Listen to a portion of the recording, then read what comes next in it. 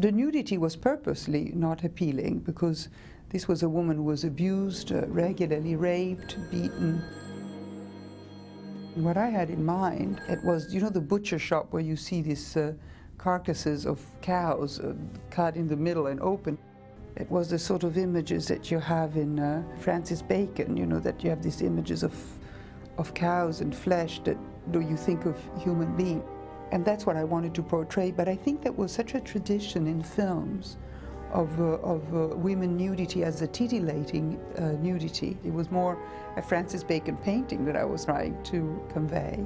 I think the one scene that is most offensive, the nude scene that is most offensive, the one that I walk down the street completely naked, David Lynch has told me that when he was a little boy and was going home with his brother, they saw a naked lady walking in the streets, and they didn't feel titillating. They didn't say, oh, naked lady. They started to cry. They understood that something violent or frightening was happening. And he wanted to convey that idea, and that was David's direction. When David was talking about it, I had in mind the photo of Nick Ott, of the girl in Vietnam being burned by napalm. She's walking on the street naked, and it is a gesture of helplessness. Dorothy at that moment had to be broken, had to hit bottom. And if I would come out covering myself, she still had a sense of self. She still had a sense of protecting herself or dignity. Anything that I would have done, I don't know, nothing else came to mind. I really didn't want to offend people.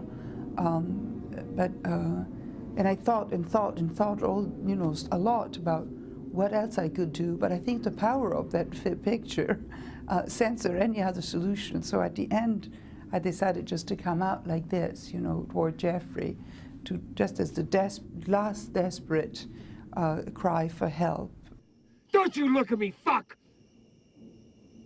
I shoot when I see the whites of the eyes. Frank deals, like with any kind of thing, with violence as a way to shock people into the reality that they better give him what he wants or they're going to lose something. Here's to Ben. Here's to Ben. Be polite!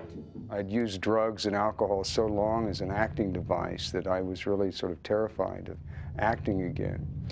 But I went back to basically Strasbourg, and it worked much better than anything I've been doing before.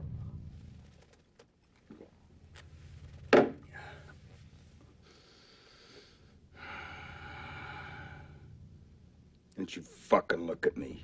There was no improvisation. I don't think there was any dialogue improvisation at all in my performance. There was a lot of physical things, I mean, things I did with my hands. I mean, this came from, like, you know, taking acid and seeing rings around your hands, you know, and various things that came out of my physical being, and the thing of using amyl nitrate as a sense memory.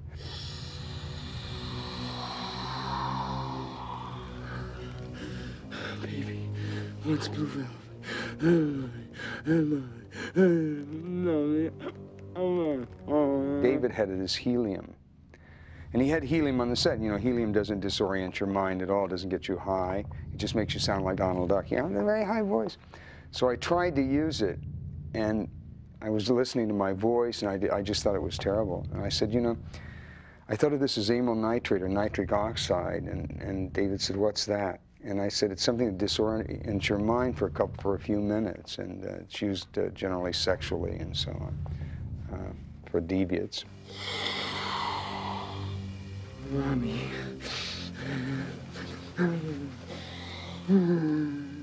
And I thought what a great contribution that was. And a couple of years ago, I was sitting alone, I was thinking what a great contribution that was.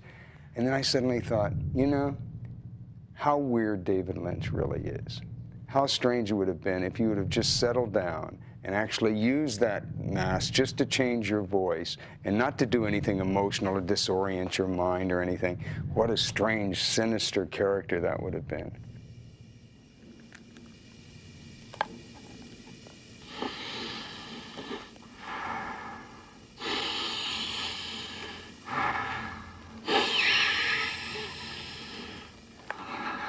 I thought of him as a rock star. I walked like a peacock, sort of, and sort of stood like, you know, I thought of Frank that way. And then when we started filming together, he was just unrelenting. I didn't really have to do very much, but just react to what he was doing. You're from the neighborhood. Yeah. Your neighbor. And he was funny. He was funny, and I remember thinking to myself, God, does he realize how funny he is? Heineken! Fuck that shit! Pabst Blue Ribbon! Should I laugh? Should I not laugh? Which David, I think, is so famous for, and which Dennis was capturing perfectly. Where's the glasses? That beer's gonna get warm. One thing I can't fucking stand is warm beer. Makes me fucking puke. I think heavies are good guys, you know, and I think that, like, you know, that everybody who's a heavy thinks they're a good guy, you know, so I start out with the premise that this is a love story, and that his love is so intense that he'll kidnap her husband, he'll cut off the husband's ear, he'll take the child, he'll do whatever he has to keep the love and the respect of this woman. Frank is a person totally in love, but he doesn't know quite how to show it in a normal way, or but he knows all about love. He's desperately, you know, in love.